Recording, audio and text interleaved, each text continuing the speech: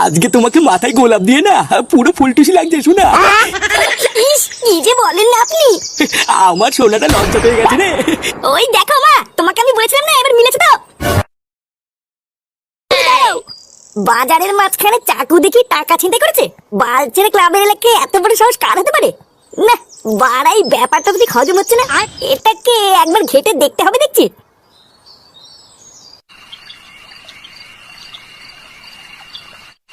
এইসব তুই কি বলছিস কি রে?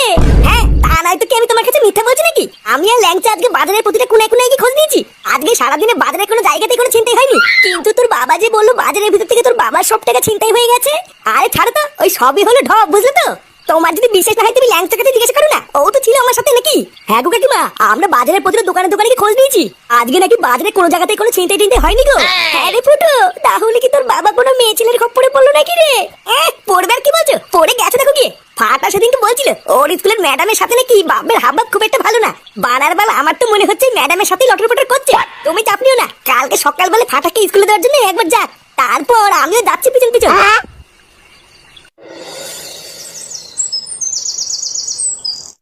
শোনো, তাড়াতাড়ি করে ফাটাকে স্কুলে দিয়ে তুমি কিন্তু সবার প্রথমে বাজার করতে যাবে। আরে হ্যাঁ গো গিন্নি, তুমি অত চিন্তা করছো কেন? ফাটাকে স্কুলে দিয়ে আমি বাজার করতে যাবো না তো আর কোথায় যাবো? আর বাজারের টাকাটা আজকে কিন্তু একটু সাবধানে রেখো, আজকেও যেন আবার চিন্তাই না হয়ে যায়। আরে না, রোজ রোজ কি আর চিন্তাই হয় নাকি? আজকে আমি টাকাটা সাবধানেই রাখবো। আচ্ছা যাও, আর বাজার নিয়ে তাড়াতাড়ি বাড়ি ফিরবে কিন্তু। হ্যাঁ গো হ্যাঁ, তুমি চোখ বন্ধ করে 1 থেকে 100 গোনা শুরু করো। আমি এই গেলাম আর এই আসলাম। দাদু ভাই চলো তো, চলো, দেরি হয়ে যাচ্ছে আমাদের।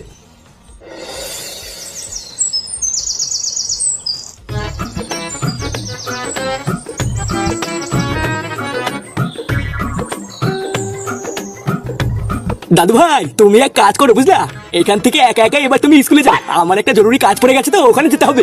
কাজ পড়ে গেছে মানে? তুমি তো বাড়ি থেকে বললে আমাকে স্কুলে দিয়ে আসবা।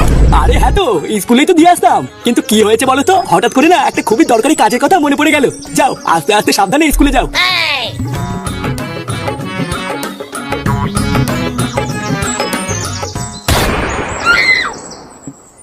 কি মধু সোনা, তুমি কতক্ষণ আগে এসছো? জান, আমি আপনার সাথে কথাই বলবো না। মা কেন সোনা, কি হয়েছে? আমি এখানে আপনার জন্য কতক্ষণ ধরে দাঁড়িয়ে আছি আপনি জানেন? এই জঙ্গলের মধ্যে আমি একা একা দাঁড়িয়ে আছি, আর আপনি এতক্ষণ পরে আসলেন। রাগ করে না শোনা, আর কোনোদিন এরকম হবে না। আসলে বাড়িতে একটু কাজ ছিল তো, তাই দেরি হয়ে গেল। রাগ করে না শোনা, আজকে তোমাকে মাথায় গোলাপ দিয়ে না পুরো ফুলটুসি লাগছে শোনা।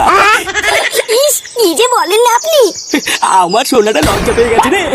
ওই দেখো মা, তোমাকে আমি বলেছিলাম না, এবার মিলেছে তো। কি? ও সালা বুড়ো মেনসে, তাহলে আমার সন্দেহটাই ঠিক ছিল। নতুন ধুতি পাঞ্জাবি পরে ফাটাকে স্কুলে দেওয়ার নাম করে জঙ্গলে এসে এইসব হয়। কি গিন্নি,